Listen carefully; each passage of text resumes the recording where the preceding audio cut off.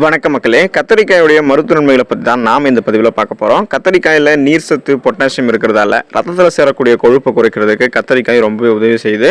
உங்களுடைய கால்களில் வீக்கம் இருந்துச்சுன்னு வச்சுங்களேன், நீங்கள் கத்தரிக்காயை அரைச்சி வீக்கம் இருக்கக்கூடிய இடத்துல தொடர்ந்து நீங்கள் தடவி வந்தீங்க அப்படின்னா அந்த வீக்கம் நீங்கும். கத்தரிக்காயில் இருக்கக்கூடிய ஃபைபர் அப்படின்னு சொல்லக்கூடிய நார் சத்து நம்மளுடைய பசியை கண்ட்ரோல் பண்ணுறதால நம்மளுடைய உடல் எடையும் நமக்கு கத்தரிக்காய் குறைக்க உதவிகரமாக இருக்குது.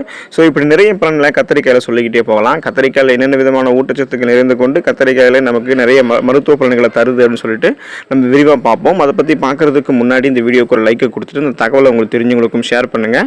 இது அவங்களுக்கும் பயனுள்ளதாக இருக்கக்கூடிய ஒரு ஆரோக்கியமான பதிவு தான். இது போன்ற அப்டேட்ஸ்களுக்கு நீங்கள் இன்னும் நம்மளுடைய ஹெல்த் நியூஸ் தமிழ் சேனலை சப்ஸ்கிரைப் பண்ண வச்சிருக்கீங்க அப்படின்னா உடனே சப்ஸ்கிரைப் பண்ணிவிட்டு பக்கத்தில் இருக்கக்கூடிய பெல் பட்டனை கிளிக் பண்ணி ஆல் அப்படின்ற ஆப்ஷனை மறக்காமல் செட் பண்ணி வச்சுக்கிட்டீங்க அப்படின்னா நான் போடக்கூடிய எல்லா அப்டேட்ஸும் உங்களுக்கு நோட்டிஃபிகேஷன் அடிக்கடி வந்து சேரும்.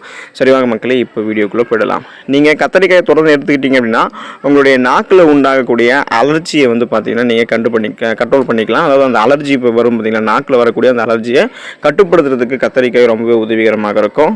வாதம், ஆஸ்துமா, ஈரல் நோய்கள், சளி, பித்தம், இருமல், மலச்சிக்கல் போன்ற நோய்களை சரி செய்யக்கூடியதாக கத்தரிக்காய் இருக்குது.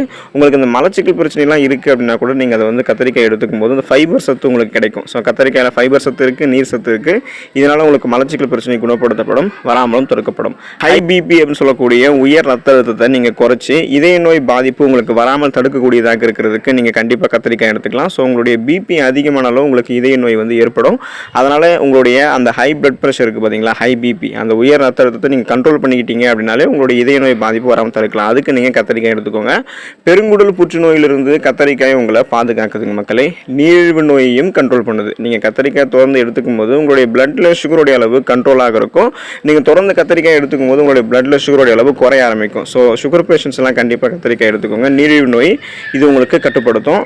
மூச்சு விடுதலில் சிரமம், தோல் மரத்து போகிறது, இது எல்லாத்தையுமே உங்களுக்கு தடுக்கிறதுல முக்கிய பங்கு வந்து இந்த கத்தரிக்காய்க்கு இருக்குது. ஸோ இந்த பிரச்சனைகள்லாம் நீங்கள் அவதிப்படுறீங்க, மூச்சு விடுதலில் சிரமம், ஆஸ்துமா போன்ற பிரச்சனைகள்லாம் நீங்கள் அவதிப்படுறீங்க அப்படின்னா அதை நீங்கள் குணப்படுத்திக் கொள்வதற்கு கத்தரிக்காய் எடுத்துக்கலாம். உங்களுடைய உடம்புல சொறி, சிரங்கு, அலர்ச்சி போன்ற பாதிப்புகள்லாம் இருக்குது அப்படின்னா நீங்கள் கத்தரிக்காயை சாப்பிடாமல் தவிர்க்கிறது ரொம்பவே நல்லது. கத்தரிக்காயில் இருக்கக்கூடிய சூடு இந்த நோயோடைய பாதிப்பை உங்களுக்கு அதிகப்படுத்தும். அதனால் சொறி, சிரங்கு இருக்கிறவங்க, அலர்ஜி இருக்கிறவங்க, இந்த ஸ்கின் டிசீஸ் எல்லாம் இருக்குது அப்படின்னு சொல்கிறவங்க, அப்புறம் கத்தரிக்காய் சாப்பிட்டா என்னுடைய உடம்பு வந்து உடனே தானாக ஹீட் ஆகிடும் அப்படின்னு சொல்லக்கூடிய, சூடாகிடுவேன் அப்படின்னு சொல்லக்கூடிய நபர்கள்லாம் கண்டிப்பாக கத்தரிக்காய் வந்து பார்த்தீங்கன்னா எடுத்துக்க தேவையில்லை. முற்றிய கத்தரிக்காய்களே நீங்கள் வந்து பார்த்தீங்கன்னா சாப்பிட வேணாம், பிஞ்சு கத்தரிக்காயை எடுத்துக்கொள்வது நல்லது. ஸோ முற்றிய கத்தரிக்காய்களை தவிர்த்து கூடுமான அளவுக்கு நீங்கள் பிஞ்சு கத்தரிக்காயை எடுத்துக்கோங்க. அதுதான் உங்களுக்கு ரொம்பவே நல்லது.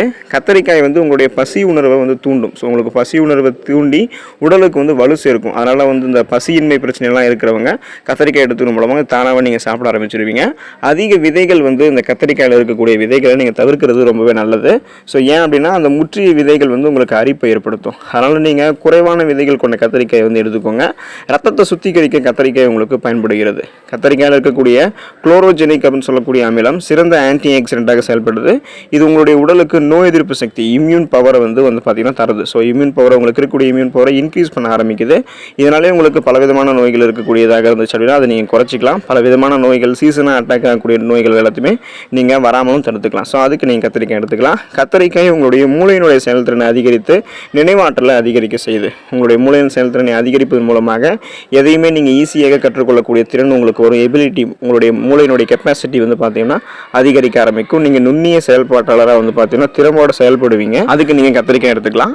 கத்தரிக்காயில் நார் சத்து அதிக அளவு நிறைந்து காணப்படுவதால் உங்களுடைய சருமத்தில் இருக்கக்கூடிய நச்சுத்தன்மையை நீக்கி சருமத்தை வந்து ஒளிர வைக்கிறது கத்தரிக்காய். ஸோ உங்களுடைய சருமம் சார்ந்த பிரச்சனைகளை நீக்கிக் கொள்வதற்கும் நீங்கள் கத்தரிக்காய் எடுத்துக்கலாம். கத்தரிக்காய் நீங்கள் தினமும் சேர்த்து சாப்பிட்டு வந்தீங்க உங்களுடைய உணவில் அப்படின்னா முடியினுடைய வேர்க்கால்கள் வரைக்குமே அது வலுவாக இருக்கும். உங்களுடைய முடி வளர்ச்சி நன்றாக அதிகரிக்கும். ஸோ முடி சார்ந்த பிரச்சனைகள் உங்களுக்கு குணப்படுத்தப்படணும், வராமல் தடுக்கப்படணும் அப்படின்னாலும் நீங்கள் கத்தரிக்காய் எடுத்துக்கலாம். பார்த்தீங்களா மக்களே, கத்தரிக்காயில் எந்த அளவுக்கு அதிசய நன்மைகள் இருக்குது அப்படின்றத இந்த வீடியோ பார்த்ததுக்கப்புறம் நீங்கள் தெரிஞ்சிருப்பீங்க.